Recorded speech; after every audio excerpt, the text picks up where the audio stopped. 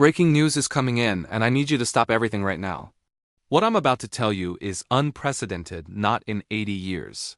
Not since the end of World War II. 7 countries have just signed a secret alliance aimed at challenging America's economic power. 7 in one single day. And the President of the United States had no idea it was happening until it was already a done deal. This isn't a rumor. It's not speculation. These are official agreements, signed documents, named countries, and exposed secrets. 4 allied governments have confirmed to Reuters that this alliance had been in the works for months, all while America had no clue.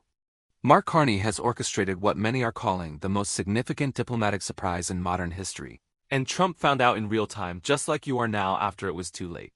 Trump called it a betrayal within an hour, threatened to cut military support for Japan, South Korea, and Australia, and vowed the harshest economic retaliation in American history. But here's the twist: what's really going on is far more dangerous and complex than Trump realizes. This could have global implications for American influence, and experts around the world are watching closely right now. If you ignore this, you might miss a pivotal moment that everyone in politics and intelligence is analyzing. On May 5, 2026, Mark Carney delivered a keynote speech at the Asia-Pacific Foundation Summit in Vancouver. The location was no accident. Vancouver faces the Pacific Ocean, signaling the alliance's regional focus. Carney announced the formation of the Indo-Pacific Democratic Trade and Technology Alliance, bringing together Canada, Japan, South Korea, Australia, the United Kingdom, the Netherlands, and Denmark as founding members. Indonesia and Vietnam joined as observers, with the possibility of full membership in the future. This alliance is built on 4 main pillars, each one directly addressing actions taken by the Trump administration against Canada in the last 5 months. The first pillar establishes mutual preferential market access for agricultural products, manufactured goods, and digital services among the member nations. Its goal is to reduce dependency on any single trading partner. The second pillar is a joint critical mineral supply chain, combining resources from Canada, Australia, and Indonesia with processing technology from Japan and South Korea and manufacturing expertise from Europe. This supply chain is designed to operate without needing American market access or approval. The third pillar focuses on digital sovereignty, coordinating approaches to platform regulation, data governance, and technology infrastructure in ways that allow members to stand united against American pressure.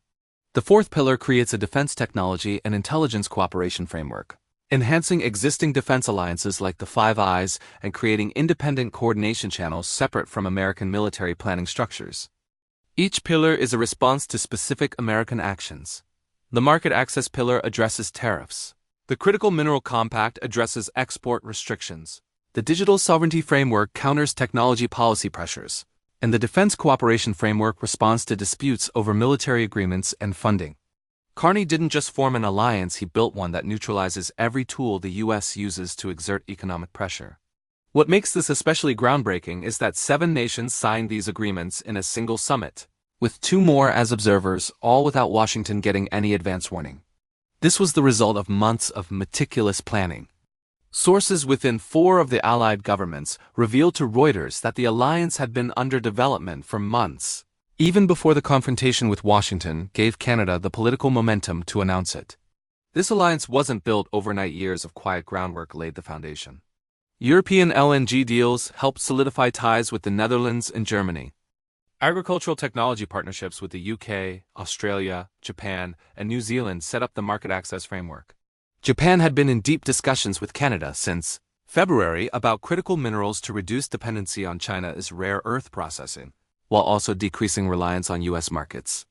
South Korea joined talks in early April, and Australia formalized participation after Canada's suspension of NORD modernization, seeing it as a signal to accelerate new alliance frameworks. The UK's involvement makes sense after years of struggling to secure a bilateral free trade agreement with the U.S. Canada's multilateral alliance offered the UK a framework with trusted partners that didn't depend on American market access. At the summit, Carney spoke to trade ministers, finance ministers, and senior diplomats from all the founding member nations. His speech was broadcast worldwide. He emphasized that this alliance was built on rules-based trade, securing critical supply chains, and promoting digital cooperation among democracies that share values around privacy and accountability. Carney stated that the alliance represented 1.4 billion people and $22 trillion in combined economic output, making it clear that the alliance remained open to all democracies. Including the US, the market responded almost immediately. The Japanese yen strengthened against the dollar. Australian mining stocks, particularly lithium and cobalt producers, surged by 4 to 7%. The Canadian dollar hit its highest level against the US dollar since February.